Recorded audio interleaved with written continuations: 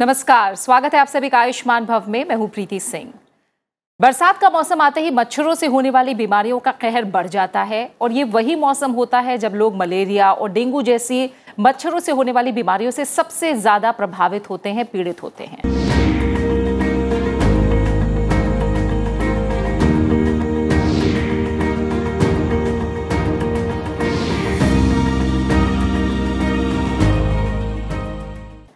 मच्छरों से होने वाली ये बीमारियां मरीज का जो शरीर है उसे दर्द से तोड़कर रख देती हैं। साथ ही कई और ऐसे चीजें हैं जिनसे मरीज को परेशान होना पड़ रहा है।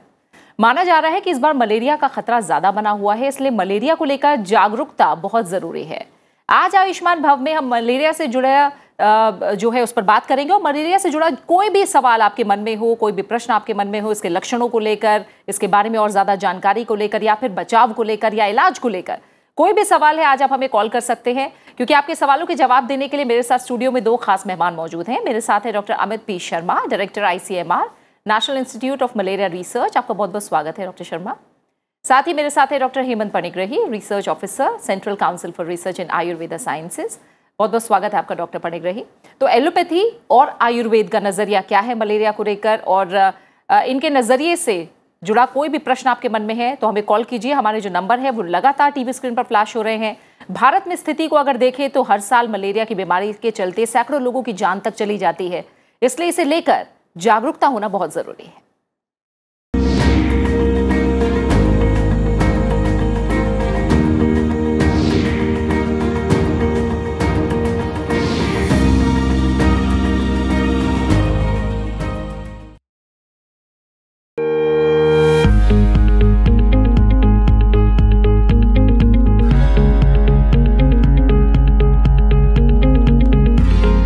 मलेरिया एक ऐसी बीमारी है जो संक्रमित मच्छर में मौजूद परजीवी की वजह से होती है। ये रोगाणु इतने छोटे होते हैं कि हम इन्हें देख नहीं सकते। मलेरिया का बुखार प्लाज्मोडियम विवैक्स नाम के वायरस के कारण होता है। एनाफिलीज नामक संक्रमित मादा मच्छर के काटने से मनुष्यों के रक्त प्रवाह में ये वायरस संचारित होता है। केवल वही मच्छर व्यक्ति में मलेरिया बुखार संचारित कर सकता है जिसने पहले किसी मलेरिया से संक्रमित व्यक्ति को काटा हो। ये वायरस लिवर तक पहुंचकर उसके काम करने की क्षमता को बिगाड़ देता है। मलेरिया के प्रमुख लक्षणों की बात करें तो इनमें तेज बुखार आना, कपकपी छाना, पसीना आना, सिर दर्द होना, शरीर में दर्द, जी मचलाना और उल्टी होना शामिल है। कभी कभी मलेरिया के लक्षण हर 48 से 72 घंटे में दोबारा दिखाई देते हैं।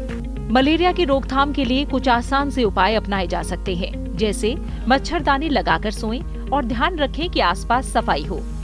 आमतौर पर मलेरिया का मच्छर शाम के वक्त ही काटता है। घर के अंदर मच्छर मारने वाली दवा छिड़कें। मॉस्किटो रिपेलेंट मशीनों का इस्तेमाल करें। घर के दरवाजों और खिड़कियों पर जाली लगाएं और AC या पंखों का इस्तेमाल करें ताकि मच्छर एक जगह पर ना बैठें। ऐसे कपड़े पहने जिससे पूरी तरह शरीर ढका रहे और कपड़ों का रंग हल्का होना चाहिए। ऐसी जगह पर ना जाएं जहां झाड़ियां हो या फिर पानी इकट्ठा हो, क्योंकि यहाँ मच्छर पनपने का खतरा ज्यादा होता है। तो आप भी मलेरिया से जुड़ा कोई भी सवाल कीजिए, हमें कॉल कीजिए। पहले कॉलर भी हमारे साथ जुड़ गए हैं। शशिकांत ने हमें दिल्ली से कॉल किया है। शशिकांत जी, शुक्रिया हमें कॉल करने के लिए। बताइए आपका सवाल क्या है। और मेरा सवाल ये है कि जैसे हम लोग को कपकपी के साथ में शरीर में दर्द के साथ बुखार आता है जी, इस स्थिति में हमें ये पहले बार में कंफर्म नहीं होता है कि हमें मलेरिया है या नहीं है, और उस गफलत में हम लोग पैरासीटामोल लेते हैं। और पैरासीटामोल के साथ में हमको क्या कोई ऐसी दवाई या कोई ऐसा मेडिसिन ले सकते हैं या मरीज को दे सकते हैं जिससे कि उसका रोकथाम उसी टाइम से शुरू हो सके, या कोई ऐसी कॉमन ड्रग जो हम मरीज को दे सकते हैं जिससे उसको नुकसान ना हो और उसका जब तक डॉक्टर के पास ना पहुंचे तब तक उसका ट्रीटमेंट हो जाए। बिल्कुल शशिकांत जी, आपका सवाल का जवाब मैं डॉक्टर शर्मा से लूँगी।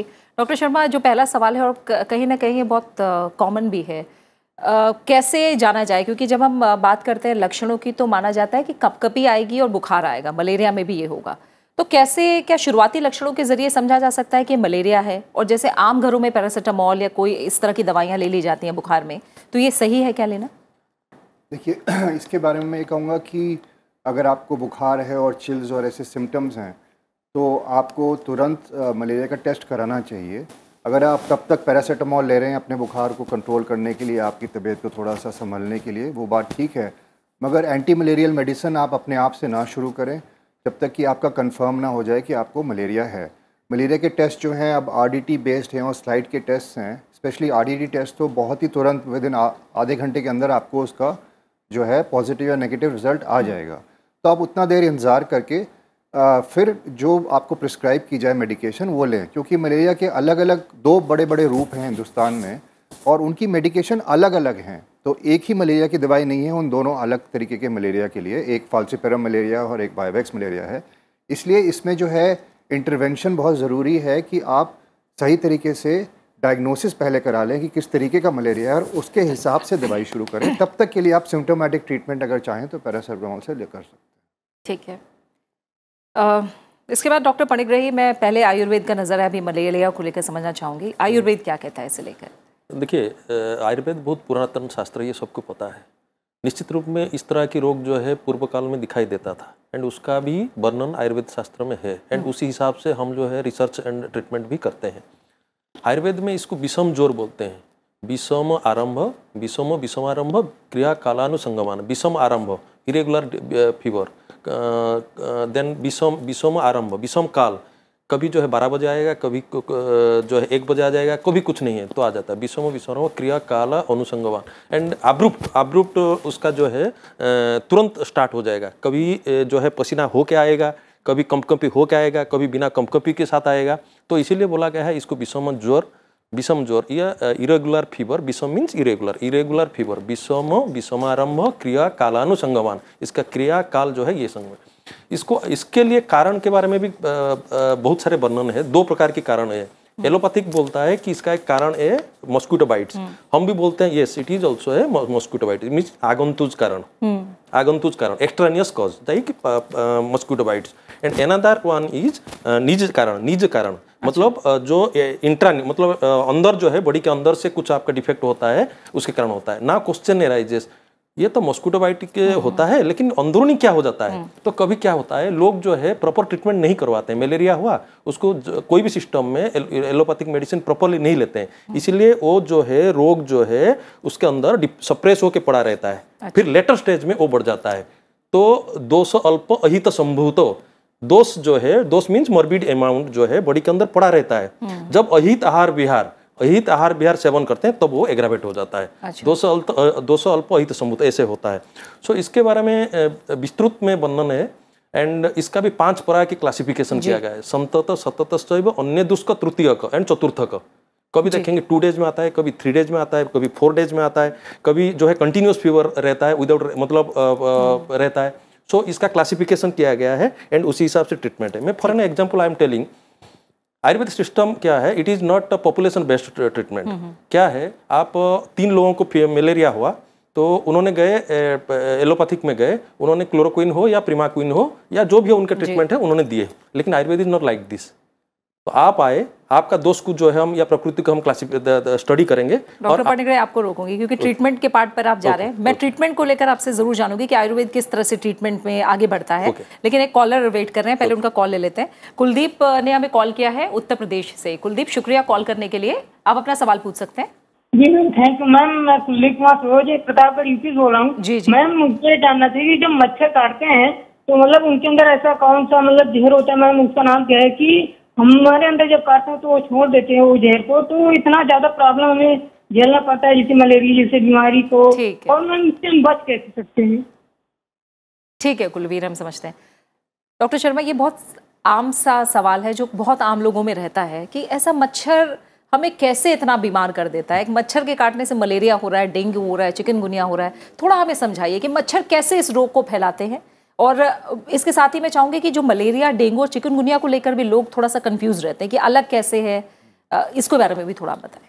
तो मच्छर जो है वो शायद दुनिया का बिगेस्ट एनिमल वेस्ट किलर है इंसानों का।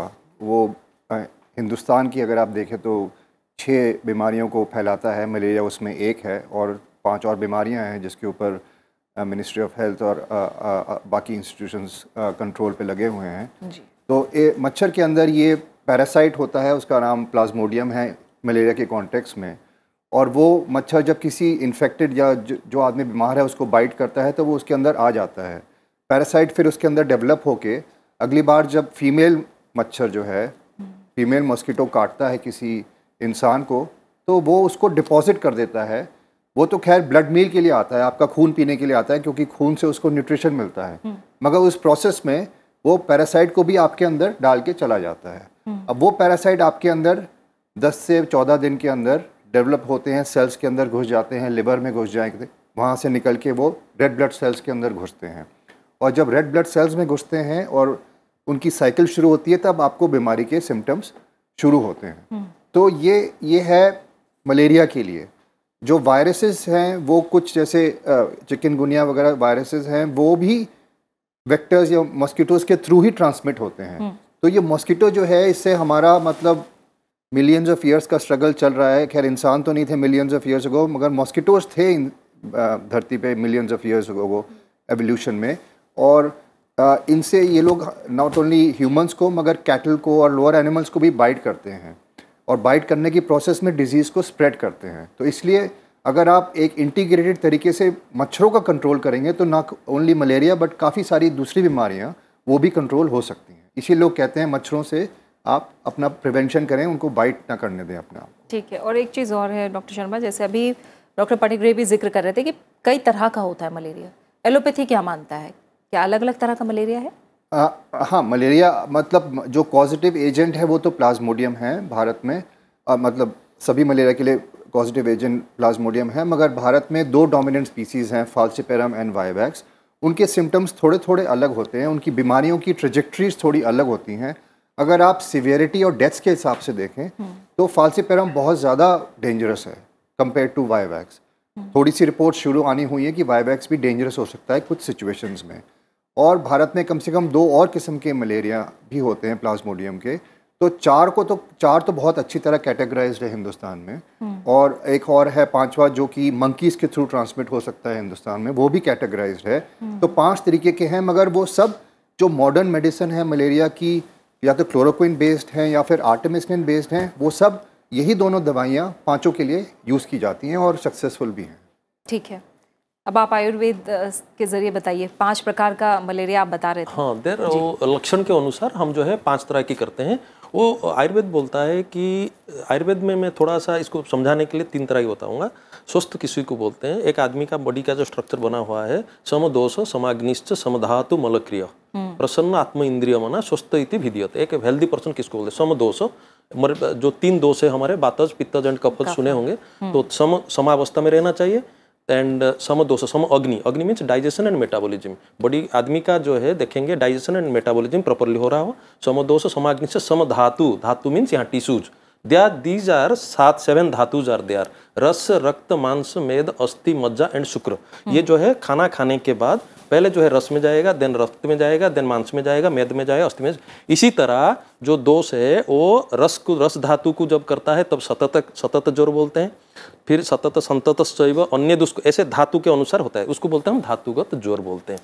बट हमारा ट्रीटमेंट ये इसके हिसाब से लक्षण होता है, अन्य दुष्क तृतीयक एंड चतुर्थक ये होता है। हमारा treatment principle is something different है।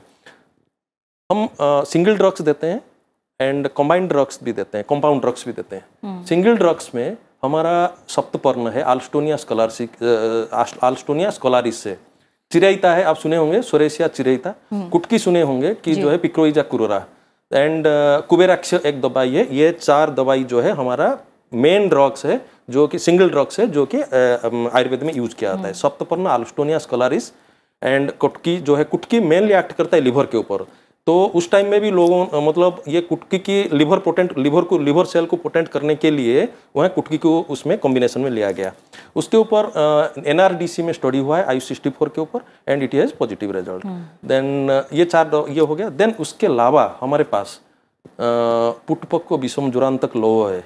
ये जो है रेजिस्टेंट मलेरिया केस में हम इसको साथ में देते हैं। हम बोलते हैं कि एलोपैथिक दवाई लो, एलोपैथिक दवाई के साथ साथ आप आयुर्वेदिक मेडिसिन कंटिन्यू करो, इसमें क्या होगा आपका रिलीफ जो है जल्दी होगा। सो उसके क्षेत्र में हम क्या करते हैं, पुटपक्को विषम जुरांतक लोह को देते हैं। So there are so many medicines and एक tropical school Calcutta school of tropical medicine में स्टडी हुआ है ये एलोपैथिक एंड आयुर्वेदिक दोनों कंबाइंड स्टडी हुआ है, जिसके ऊपर मिला है सुदर्शन घनबटी, महासुदर्शन घनबटी का जो है schizontocidal effect of the Mahasudarshan Ghanvati, and it is positive result. ठीक है, इसके बारे में और बातें भी हम करेंगे। दानिश का कॉल ले लेते हैं। दानिश ने हमें उत्तर प्रदेश से कॉल किया है। दानिश, धन्यवाद हमारे साथ जुड़ने के लिए। अपना प्रश्न पूछिए आप। जी नमस्कार। जी नमस्कार, बताइए। तो मैं पूछना चाहता हूँ कि सर जब मलेरिया हो जाता है तो हमारे यहाँ डॉक्टर लोग ज़्यादातर हम लोगों को प्लेटलेट्स डाउन हो जाने पर पपीते की पत्ती खिलाते हैं, ये कहाँ तक दुरुस्त है? और कुछ ज़्यादा दवाई ना मिलने की वजह से हमें, मतलब शहर काफ़ी दूर है हमसे, 60 किलोमीटर का फर्क है, तो वहाँ से हम लोगों को सही से इलाज नहीं हो रहा, तो आम दवा जो हमको सिंपली तौर पे जब तक काम कर जाए ऐसी कौन सी दवा लेनी चाहिए, इस चीज़ का जो है हम। ठीक है, डॉक्टर शर्मा ने कुछ समय पहले भी बताया था, हम एक बार और बताएंगे। जैसे दानिश भी कह रहे हैं कि कई लोगों के घर से अस्पताल बहुत दूर है, नहीं जा पाते ट्रीटमेंट के लिए या उतने फ्रीक्वेंटली नहीं जा पाते, तो क्या दवा एक बार डॉक्टर से प्रिस्क्राइब होने के बाद ही लेनी चाहिए या ऐसे भी ले सकते हैं कोई मलेरिया के लिए? मैं रेकमेंड करूँगा कि आप दवाई सिर्फ डॉक्टर के कहने पे लें, और मगर मलेरिया के ट्रीटमेंट जो है आशा वर्कर्स के थ्रू भी होता है, तो आपके जो लोकल CHC PHC वगैरह हैं, जो आपको बड़े अस्पताल में जाने की ज़रूरत नहीं है, जहाँ पे भी मलेरिया का डायग्नोसिस हुआ है वहाँ पे वही लोग आपको, अगर आप पॉजिटिव हैं तो वही लोग दवाई देंगे। जैसे मैंने पहले बताया था, अलग अलग तरीके के मलेरिया हैं, इसलिए कोई एक दवाई नहीं है मलेरिया के लिए, और वो जो आपकी डायग्नोसिस के बेसिस पे ही डिसाइड हो सकता है। और मेरे हिसाब से जो आपको ये जो आपने इलाज बताया आपको पपीते का पत्ते वगैरह का, ये शायद कुछ कंफ्यूजन है, शायद डेंगू के केसेस में कुछ लोग इसका उपयोग करते हैं। उसके लिए भी मैं यही कहूँगा कि आप उसको भी डॉक्टर की एडवाइस के साथ ही ऐसे ट्रीटमेंट्स को लें, बिकॉज बोथ डेंगू और मलेरिया अगर अनट्रीटेड रहे तो वो काफ़ी ख़तरनाक हो सकते हैं सब लोगों के लिए। ठीक है, और डॉक्टर शर्मा अगर लक्षणों की बात करें, क्योंकि सिम्टम्स जब दिखते हैं जाहिर तौर पर तभी पता लगेगा कि कोई बीमारी है, मच्छर के काटने के कितने दिन बाद तक सिम्टम्स दिख सकते हैं? तो मच्छर के काटने के हफ्ते 10 दिन के बाद आपको सिम्टम्स शुरू हो सकते हैं मलेरिया के, और वो सिम्टम्स काफ़ी ओवरलैपिंग रहेंगे इवन कोविड के सिम्टम्स के साथ, कुछ केसेस में डेंगू के सिम्टम्स के साथ, क्योंकि आपको बुखार आया, आपके मसल्स में दर्द हो रहा है, आपको थोड़ी चिल्स लग रही हैं, और उस समय ये बहुत ज़रूरी है जैसे ही आपका बुखार शुरू हो कि आप तुरंत एक जगह जाएं जहाँ पे कि आपकी डायग्नोसिस हो कि आपको मलेरिया है कि नहीं है। पहले इसको आप हटा दें कि हमें मलेरिया नहीं है। अगर मलेरिया नहीं है तो वो लोग फिर बाकी इन्फेक्शंस के ऊपर तवज्जो दे सकते हैं, जैसे कि कोविड हो सकता है या फिर डेंगू हो सकता है, पिछले 2 साल को देखते हुए। इसलिए बहुत ज़रूरी है कि सिम्टम्स के ऑनसेट के इमीडिएटली बाद आप जाएँ।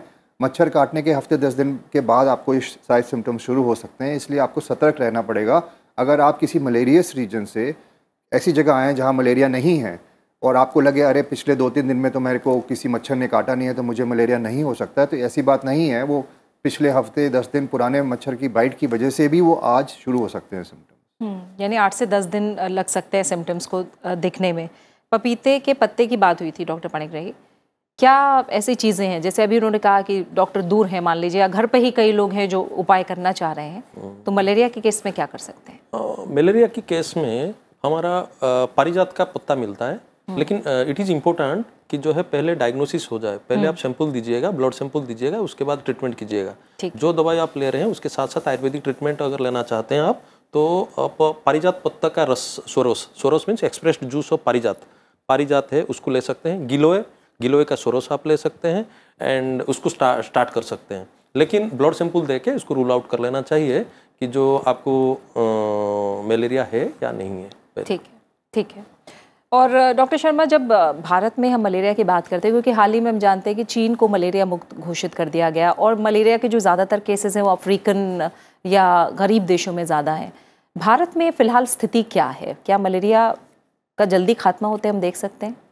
तो भारत में पिछले 20 साल में 2000 से 2020 में मलेरिया का इंसिडेंस बहुत ड्रास्टिकली कम हुआ है, और जैसे कि पिछले साल मलेरिया के करीब नेशनल प्रोग्राम ने रिपोर्ट किया है 1,60,000 करीब केस थे और 2000 के करीब 20 लाख से ज़्यादा केसेस थे। तो हमारे यहाँ भारत में बहुत ज़्यादा रिडक्शन हुआ है मलेरिया का, और ये सब है बिकॉज नेशनल प्रोग्राम और गवर्नमेंट ऑफ इंडिया ने पिछले 20 सालों में बहुत एफर्ट्स किए हैं फोकस करके मलेरिया को कंट्रोल करके ख़त्म करने के लिए। हमारे मलेरिया की एलिमिनेशन डेडलाइन मतलब इंडिजिनस ट्रांसमिशन ख़त्म हो जाए वो है 5 सालों के अंदर अंदर 27 तक, और मलेरिया फ्री भारत का एक लक्ष्य है वो 30 तक करना है भारत को, और भारत उसकी तरफ काफ़ी तेज़ी से बढ़ रहा है। तो मलेरिया हर साल कम हो रहा है, मगर मलेरिया बहुत कॉम्प्लेक्स डिजीज़ है, मलेरिया कम होके फिर से भर भी सकता है। इसलिए नेशनल प्रोग्राम और सभी एजेंसीज़ जो रिसर्च में और कंट्रोल में इन्वॉल्व हैं वो सब बहुत on the step and on the foot decide कर रहे हैं कैसे कैसे इसको नीचे रखा जाए। मगर पुराने डेटा को अगर आप देखें तो अभी हिंदुस्तान में बहुत अच्छा सिचुएशन है मलेरिया कंट्रोल के हिसाब से। ठीक है, और जाहिर तौर पर इसे लेके जागरूकता जितनी ज़्यादा बढ़ेगी तो कंट्रोल करने में भी उतनी आसानी होगी। एक और कॉलर है हमारे साथ, राहुल ने हमें हरियाणा से कॉल किया है। राहुल, शुक्रिया हमारे साथ जुड़ने के लिए। आप सवाल पूछिए। सर मेरा भाई है, उसको हर साल मलेरिया हो जाता उसको, तो इसका आयुर्वेदिक ट्रीटमेंट क्या है? आयुर्वेदिक, ठीक है। राहुल आयुर्वेदिक ट्रीटमेंट जाना चाहते हैं। हर साल मलेरिया हो जाता है? हो जाता है। ये जो मैंने बताया था ना, दोष अल्प अहित संभूत, वो उसने प्रॉपरली ट्रीटमेंट नहीं किया है। तो हापाजली ट्रीटमेंट किया है जिसके कारण उसका दोष या जो मॉर्बिड ये है वो पड़ा रहा है, एंड जब भी इम्यूनिटी थोड़ा सप्रेस होता है वो बढ़ जाता है। तो उस कंडीशन पे आप एलोपैथिक के साथ आयुर्वेदिक मेडिसिन लेंगे और वो उसमें ठीक हो पाएगा। आप नियरेस्ट इंस्टीट्यूशनली क्वालिफाइड डॉक्टर के पास जाइएगा, जो आयुर्वेदिक डॉक्टर के पास जाइएगा, वो आपके दोष एंड प्रकृति को ये डिटरमाइंड करेगा। डिटरमाइंड करने के बाद वो अपना मेडिसिन देगा एंड उसमें वो ठीक हो पाएंगे। अच्छा, ठीक। रेजिस्टेंट मलेरिया केस में हम ज़्यादातर क्या है ये देते हैं पुटपक्व विषम ज्वरांतक लोह देते हैं, जिसमें हमें रिजल्ट मिलता है। ठीक है। और डॉक्टर शर्मा, मलेरिया में आखिर शरीर में होता क्या है, थोड़ा हमें समझाइए। तो जब एक बार किसी मच्छर ने आपको काट के प्लाज्मोडियम को आपके ब्लड स्ट्रीम के अंदर डाला है, तो पहले तो ये प्लाज्मोडियम आपके लिवर में जाके कुछ दिनों तक बैठते हैं। और जो ये अभी फ़ोन कॉल आया था जिन्होंने कहा हमारे भाई को हर साल मलेरिया हो रहा है, ये सही है कि इनका शायद ट्रीटमेंट इनकम्प्लीट हुआ होगा, क्योंकि जो लिवर में रह जाते हैं उनको क्लियर करना बहुत ज़रूरी है। क्योंकि वो लिवर में जो रह जाते हैं वो कुछ दिनों तक शांत रहते हैं और फिर 3-4 महीने बाद फिर उभरेंगे, फिर शांत हो जाएंगे, फिर उभरेंगे, फिर शांत हो जाएंगे। इसलिए बहुत ज़रूरी है कि वो लिवर की पैरासाइट्स का ट्रीटमेंट किया जाए। लिवर से कई सारे पैरासाइट्स निकल के आपके रेड ब्लड सेल्स में घुस जाते हैं, और वो रेड ब्लड सेल्स में घुस के फिर बहुत इंटेंस तरीके से मल्टीप्लाई करते हैं, अपना नंबर बहुत ज़्यादा बढ़ा लेते हैं वो लोग। मतलब एक रेड ब्लड सेल से आप लगाइए करीब 40-50 हज़ार छोटे पैरासाइट्स बाहर निकलते हैं, और वो लाइस बर्स्ट कर देते हैं आपके रेड ब्लड सेल्स को। इसकी वजह से आपका जो है रेड ब्लड सेल्स बीमार रहते हैं, और उसकी वजह से आपको एनीमिया का पहला वो होगा कि आपके जो है हीमोग्लोबिन काउंट्स वगैरह नीचे जाने लगेंगे। एनीमिया एक बहुत ही कॉमन सिम्टम है मलेरिया का, स्पेशली अगर मलेरिया कंट्रोल ना हो। तो उसके बाद जो है आपकी जो है उस समय बीमारी शुरू होगी। जब ये बर्स्ट करेंगे आपको फीवर आएगा, आपको चिल्स आएंगी, वो फीवर और चिल्स साइकिल करेंगे, और उस समय अगर आपको दवाई नहीं मिली तो फिर वो और सीवियरिटी की तरफ सिम्टम्स बढ़ सकते हैं, और वो और सीवियरिटी इतनी ज़्यादा बढ़ सकती है कि आपको मल्टी ऑर्गन फेलियर हो सकता है, आपको सेरेब्रल मलेरिया हो सकता है जहाँ पे कि आप कोमा में जा सकते हैं। अगर आप प्रेग्नेंट हैं तो आपको खुद और आपके फीटस को बहुत ज़्यादा नुकसान हो सकता है और डेथ भी हो सकती है इसकी वजह से। तो अनट्रीटेड मलेरिया सीवियरिटी की तरफ जाएगा। जितनी जल्दी डायग्नोसिस कर लें, जितनी जल्दी सिम्टम्स को देखने के बाद आपने डिटर्मिन कर लिया किस तरीके का मलेरिया है और ट्रीटमेंट शुरू कर दिया, उसी समय तक आप उसको जल्दी से संभाल पाएंगे। ठीक है। कॉलर और जुड़े हैं हमारे साथ। राज कपूर ने हमें हरियाणा से कॉल किया है। राज कपूर जी, स्वागत है, आप प्रश्न पूछिए अपना। ठीक है, इस समय राज कपूर जी से हमारी बात नहीं हो पा रही है। डॉक्टर पणिग्रही, जैसे आप लोग भी कह रहे हैं कि मलेरिया का ट्रीटमेंट बहुत ज़्यादा ज़रूरी है, तो क्या ये माना जाए कि अगर कोई साधारण मलेरिया भी है, अगर अलग अलग प्रकार की हम बात करते हैं, उसका भी ट्रीटमेंट अगर सही से नहीं हुआ तो वो धीरे धीरे गंभीर मलेरिया का रुख? यस, कोई भी बीमारी अगर प्रॉपर स्टेज में एक इसी कंटेस्ट में एक आयुर्वेद का मैं प्रिंसिपल बता देता हूँ। एक प्रिंसिपल ये है पहले जो है निदान परिवर्जनम, निदान जिस रोग के लिए जो कारण है उसको त्याग करना जरूरी है। उसके बाद स्टेज आता है, उन्होंने लिखा है, हमारा आयुर्वेद शास्त्र में लिखा गया है दोष का पैथोजेनेसिस, वो संस्कृत में लिखा गया है लेकिन पैथोजेनेसिस, संचय, प्रकोप, प्रसर, स्थान संचय, भेद। संचय मीन्स स्टेज ऑफ एक्यूमुलेशन, जिस स्टेज में हुआ उसी स्टेज में अगर आप ट्रीटमेंट कर लिए तो नेक्स्ट स्टेज को बीमारी नहीं जाएगा। इसीलिए अर्ली स्टेज में डिटेक्शन एंड उसका प्रॉपर ट्रीटमेंट, इसका इंपॉर्टेंस हर बीमारी में, not in malaria, in all diseases early stage में diagnosis and treatment, proper treatment लेना जरूरी है। And so far as Ayurveda is concern, I will suggest या मैं एक मैसेज देना चाहता हूँ, आप जिसको इस तरह की बीमारी होता है एंड हर साल उनको हो जाता है, एक पर्टिकुलर सीजन में हो जाता है, वो एलोपैथिक के साथ साथ आयुर्वेदिक मेडिसिन को लीजिएगा जिसमें उनका रिकरेंस ऑफ डिजीज नहीं होगा। तो ये जरूरी है, हमने काफ़ी रिसर्च में देखे हुए हैं कि जो है ये होता है। जैसे आयुष 64 हम देते हैं, it is a non drug for malaria Ayurveda में, आयुष 64 एंड अमृतारिष्ट आता है हमारा, जैसे गिलोय का जो है ये मेडिसिन से अमृतारिष्ट हम देते हैं। कोई भी बीमारी में हम जो, जैसे कोई स्टार्टिंग में अगर ब्लड सैंपल देने के बाद हम क्या करते हैं, अमृतारिष्ट एंड आयुष 64 हम देते हैं, इसमें हमें रिजल्ट मिलता है। ठीक है। राज कपूर जी जुड़ गए हमारे साथ, हरियाणा से कॉल किया हुआ है। राज कपूर जी प्रश्न पूछिए अपना। मैडम मेरा प्रश्न ये है कि जो मलेरिया बुखार से पहले, सर मलेरिया बुखार से पहले गांव में गलियों में आकर के हेल्थ डिपार्टमेंट के कर्मचारी गोलियां लेके जाते थे, अब वो गोलियां लेने का फायदा है क्या? कुछ पहले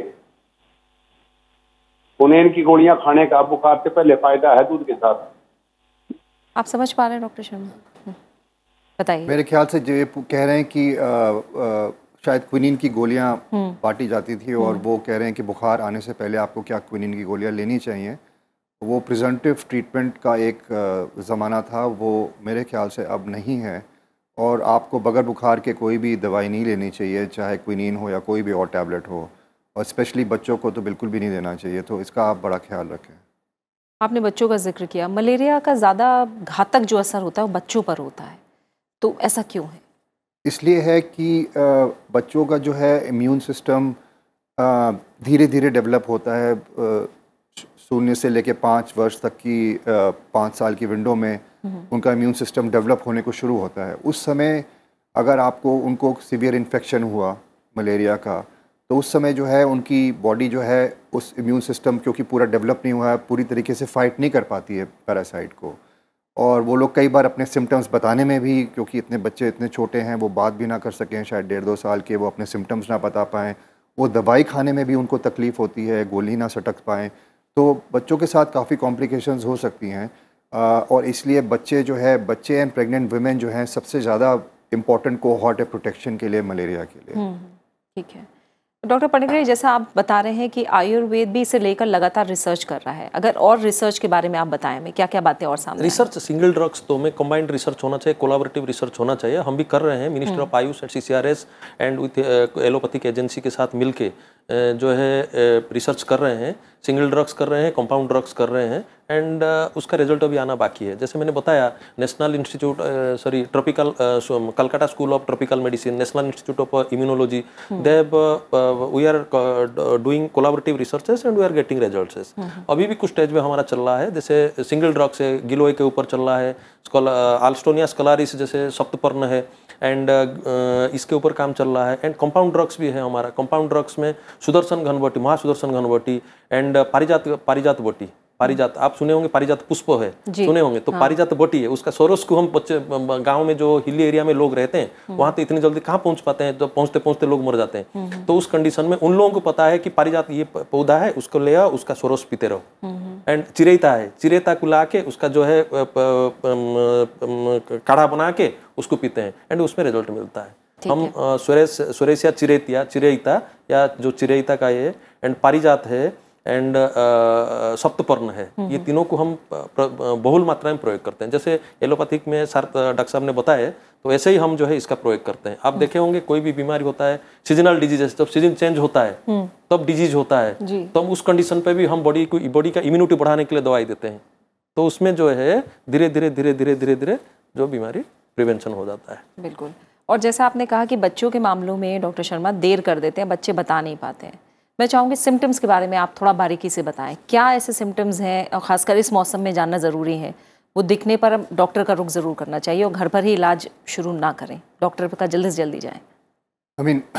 घर पे इलाज बिल्कुल भी मलेरिया के लिए सस्पेक्टेड केसेस के लिए नहीं करना चाहिए। मलेरिया इस तरीके से सिंपल है क्योंकि अगर आपको बुखार आया, आपके बच्चे को बुखार आया और मलेरिया का सीज़न है, अगर नहीं है सीज़न तब भी आपको टेस्ट कराना चाहिए, मगर अगर मलेरिया का सीज़न है तो आपको तुरंत इसको बच्चे को टेस्ट कराना चाहिए। अब मलेरिया की टेस्टिंग बहुत आसान है, ऐसे मैंने बताया आपको RDT बेस्ड है, आधे घंटे के अंदर रिज़ल्ट आ सकता है। और वैसे भी अगर स्लाइड माइक्रोस्कोपी से भी डायग्नोसिस करें तो बच्चे को बस एक छोटा सा पिन प्रिक चाहिए है उनकी फिंगर पे, एक ड्रॉप ऑफ ब्लड से जो है स्लाइड एग्जामिनेशन से रिज़ल्ट काफ़ी जल्दी आ सकता है। तो ऐसे कोई ख़ास सिम्टम बच्चों के लिए अलग से नहीं होगा।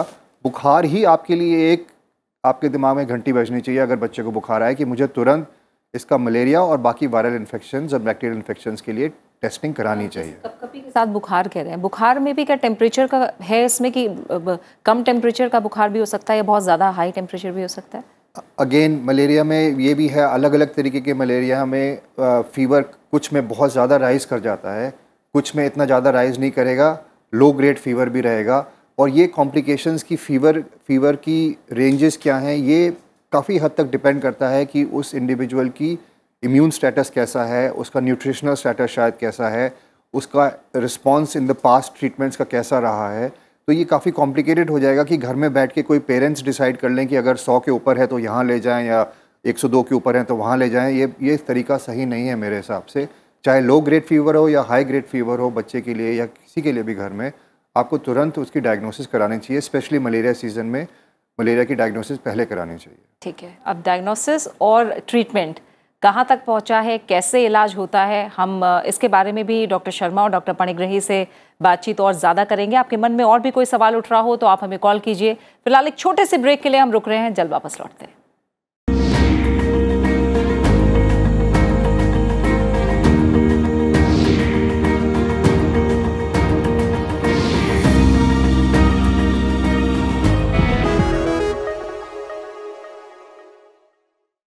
ब्रेक के बाद आपका स्वागत है और आयुष्मान भव में हम बात कर रहे हैं इस बार मलेरिया की। और बरसात का मौसम है, हम जानते हैं कि मलेरिया जैसी बीमारियां इस मौसम में बहुत ज़्यादा बढ़ जाती हैं। ऐसे में इसको लेकर किस तरह बचाव किया जा सकता है, क्या इलाज है और क्या ऐसे लक्षण हैं जिनके बारे में आपको पता होना चाहिए। लगातार हम स्वास्थ्य विशेषज्ञों के साथ अपने स्टूडियो में इस पर बात कर रहे हैं। आपके मन में भी अगर कोई प्रश्न है तो आप हमें कॉल कर सकते हैं, हमारे नंबर लगातार टीवी स्क्रीन पर फ्लैश हो रहे हैं। डॉक्टर शर्मा, अब मैं थोड़ा सा एलोपैथी में किस तरह की रिसर्च हो रही है, आपका संस्थान किस तरह की रिसर्च हो रहा है और क्या बातें इसमें मोटे तौर पर सामने आई? तो रिसर्च मलेरिया में काफ़ी इंटरेस्टिंग एस्पेक्ट्स में हो रही है। मैं आपको दो उदाहरण दूंगा। एक है कि जहाँ पे कि जो हमारी एग्जिस्टिंग ड्रग्स हैं, आर्टेमिस्टिन बेस्ड ड्रग्स हैं और क्लोरोक्विन बेस्ड ड्रग्स हैं, उसमें हम क्या पा रहे हैं कि साउथ ईस्ट एशिया में काफ़ी हद तक ड्रग रेजिस्टेंस आ गई है। मतलब कि वो पैरासाइट्स जो हैं वो ड्रग्स को रिस्पॉन्ड नहीं करते हैं। और ये बहुत ही अलार्मिंग सिचुएशन है आगे जाने के लिए, क्योंकि अगर आपकी दवाई फेल होने लगती है, जिसके बारे में आप काफ़ी पब्लिक हेल्थ में नॉलेज है बैक्टीरियल इन्फेक्शंस के बारे में कि भाई ये एंटीबायोटिक अब काम नहीं कर पा रही है और लोग जो है फिर दूसरी एंटीबायोटिक्स की तरफ जाते हैं। इसी प्रकार से मलेरिया में जो front line anti malarial drugs हैं वो साउथ ईस्ट एशिया में फेल हो रही हैं और वो आगे जाके अगर भारत में एंटर करेंगी तो और अफ्रीका में एंटर करेंगी तो हमारा मलेरिया प्रोग्राम को थ्रेटन कर सकती हैं।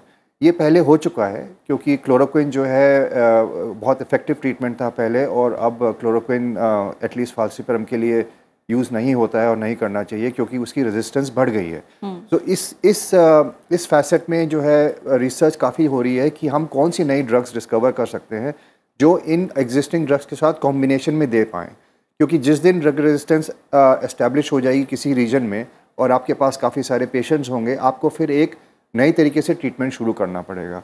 तो एक एवेन्यू रिसर्च का जो है हमारे इंस्टीट्यूशन में और हमारे नहीं काफ़ी सारे इंस्टीट्यूशंस इंडिया में है, एक एवेन्यू रिसर्च का ये है बहुत ज़रूरी आगे के लिए एंटी मलेरियल ड्रग्स को नई ड्रग्स को डिस्कवर करना। ठीक है। दूसरा एक एवेन्यू मैं आपको जल्दी से बताऊँगा, इसी प्रकार से जो बेड नेट्स होते हैं या नेट्स होते हैं जिससे प्रिवेंट होता है एक फ़िज़िकल बैरियर, और जो इंसेक्टिसाइड ट्रीटेड नेट्स होते हैं उसमें फ़िज़िकल बैरियर भी है और एक केमिकल बैरियर भी है क्योंकि मॉस्किटोज़ मर जाते हैं। उसमें भी इंसेक्टिसाइड रेजिस्टेंस की रिपोर्ट्स आने लग गई हैं। तो उसमें क्या है कि आप एक रात में सोए नेट के नीचे, और अभी अगर नेट अच्छा काम कर रहा है तो मच्छर आपको अटैक नहीं कर पाएंगे, मगर आगे जाके ये हो सकता है कि रेजिस्टेंस बढ़ जाए और वो नेट इतना काम ना आ पाए। तो उसमें भी बहुत तेज़ी से रिसर्च हो रही है, क्योंकि हमें उसमें भी प्रोटेक्ट करना है, क्योंकि नेट्स के नीचे रात में फैमिलीज सोती हैं, बच्चे, वाइफ, लेडीज़ वगैरह सोती हैं, और वही पहले विक्टिम्स होते हैं मलेरिया के जनरली।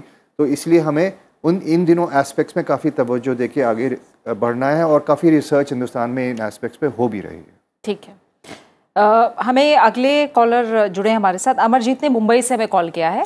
शुक्रिया अमरजीत, स्वागत है आपका। बताइए आपका सवाल क्या है।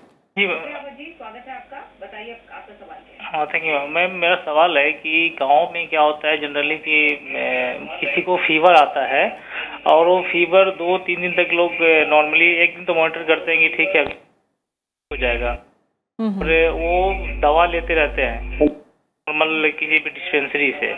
लेकिन हमें ये सजेस्ट करना है कि कितने दिन बाद हमें ये चेक करा लेना चाहिए कि हमें रियल में मलेरिया ही है या कुछ और है। ठीक है, डॉक्टर शर्मा ने अभी इसके बारे में बताया भी था। डॉक्टर शर्मा, क्योंकि आम तौर पर हम देखें बुखार होते ही तुरंत डॉक्टर के पास नहीं जाते, पहले हम घर पे ही ट्रीटमेंट करते हैं, 1-2 दिन हम उसको थोड़ा ऑब्जर्व करते हैं क्या बुखार उतर रहा है। तो कितने दिन तक वेट किया जा सकता है बुखार के बाद? इसमें 2-3 चीज़ें की हैं आपको ध्यान में रखनी है, क्योंकि अगर आप ऐसी जगह रहें जहाँ पे मलेरिया है ही नहीं, या बहुत सीजनल है कि खाली अगस्त और सितंबर में होता है, बाकी महीनों में नहीं होता है, और आपको बुखार जनवरी फरवरी में आ रहा है, तो ये बहुत लाइकली है कि आपको मलेरिया शायद ना हो। मगर आपको अगर मलेरिया के सीज़न में बुखार आ रहा है, तब आपको ज़रा सतर्क रह के मलेरिया का टेस्ट कराना चाहिए। तो ये बहुत ये सवाल अलग, मतलब आपका सवाल सिंपल है, मगर अलग अलग जगहों के लिए ये अलग अलग उसका उत्तर होगा।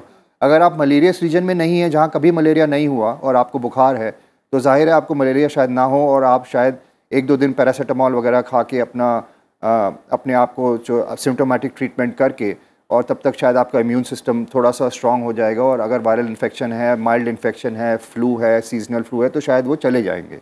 तो इसका आपको ध्यान रखना पड़ेगा। मगर अगर आप मलेरियस रीजन में हैं तो आपको बिल्कुल भी इसको इग्नोर नहीं करना चाहिए, और मैं आप फिर से कह रहा हूँ, आपको खुद से दवाई नहीं खानी चाहिए मलेरिया की, आपको तुरंत उसकी डायग्नोसिस करानी चाहिए। ठीक है। और डॉक्टर पाणिग्राही, जैसे अभी डॉक्टर शर्मा ने भी बताया कि किस तरह की रिसर्च सामने आ रही है, और ड्रग रेजिस्टेंस को लेकर उन्होंने जो बात कही है वो थोड़ा तो डराती है।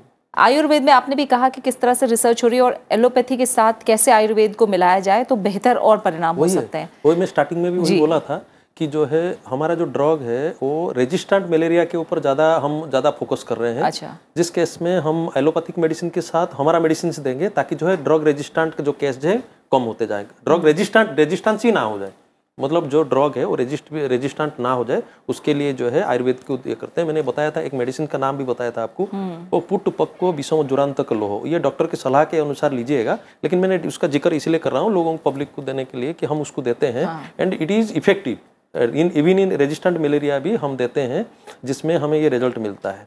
तो इसीलिए रेजिस्टेंट केस में बॉडी इम्यूनिटी को बढ़ाना है, जैसे डॉक्टर साहब ने बोले कि बॉडी के रेजिस्टेंट को बढ़ाना है।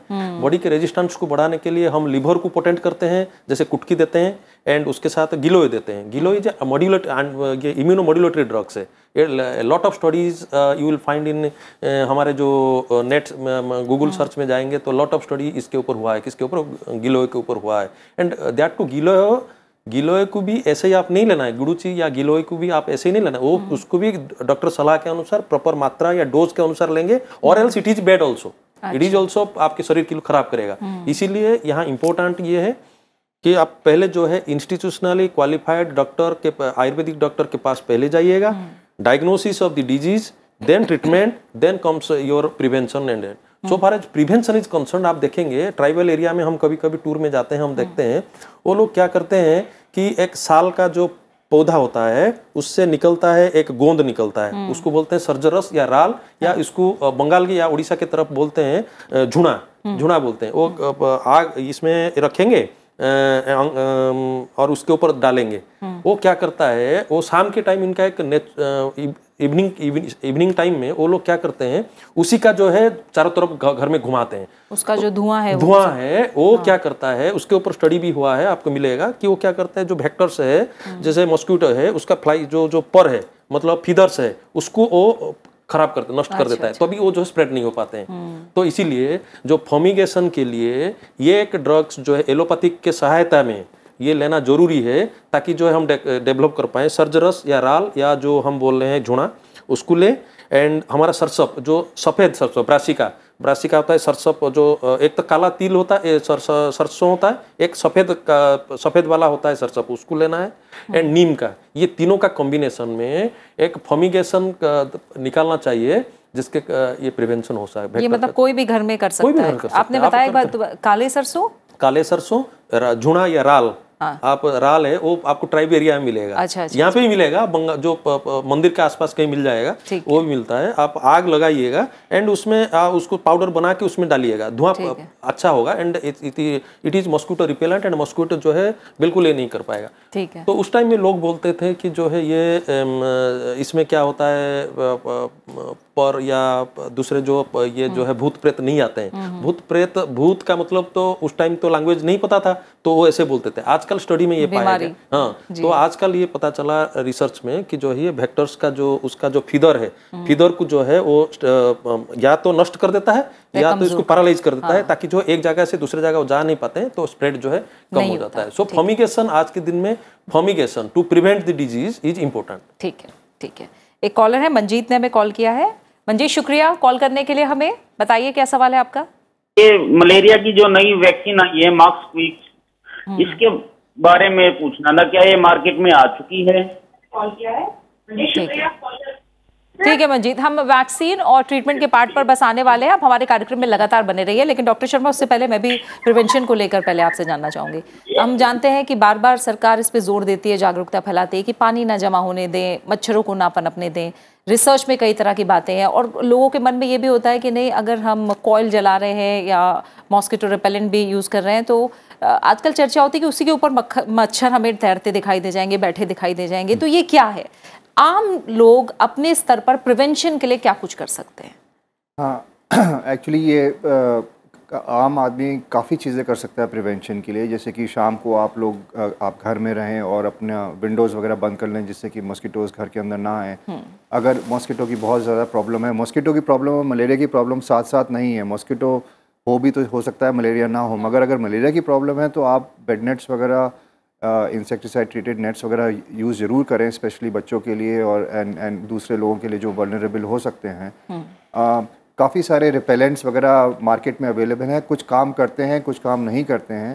कुछ में शायद हो सकता है वेक्टर्स में रेजिस्टेंस आ गई है, क्योंकि ये पैरासाइट्स और मॉस्किटो दोनों के दोनों बहुत तेज़ी से इवॉल्व करते हैं। जैसे कि हर लाइफ फॉर्म इवॉल्व करता है, ये भी लाइफ फॉर्म्स हैं और ये टाइम के साथ इवॉल्व करते हैं। आप इनके ऊपर एक तरीके का स्ट्रेस डालेंगे, in this case insecticide stress या एंटी मॉस्किटो एजेंट स्ट्रेस, तो वो उससे इवॉल्व करके रेजिस्टेंट हो जाएंगे कुछ टाइम के बाद। तो आप देखेंगे कि कई बार आपने भी जो ऑब्जर्व किया होगा शायद कि आपने कुछ कॉइल वगैरह जलाई है और कुछ खास फ़र्क नहीं पड़ा है।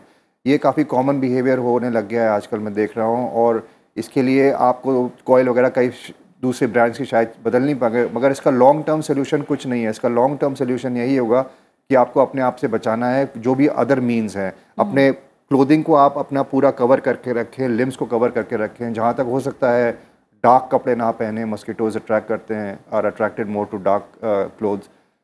ऐसे कई सारे 8-10 जो हैं प्रिवेंटिव मेजर्स हैं जो कि पब्लिक नॉलेज में हैं, वेबसाइट्स पे हैं। आप किसी भी अच्छी मलेरिया एजेंसी की वेबसाइट्स पे जाके आपको प्रिवेंटिव मेजर्स मिल जाएंगे।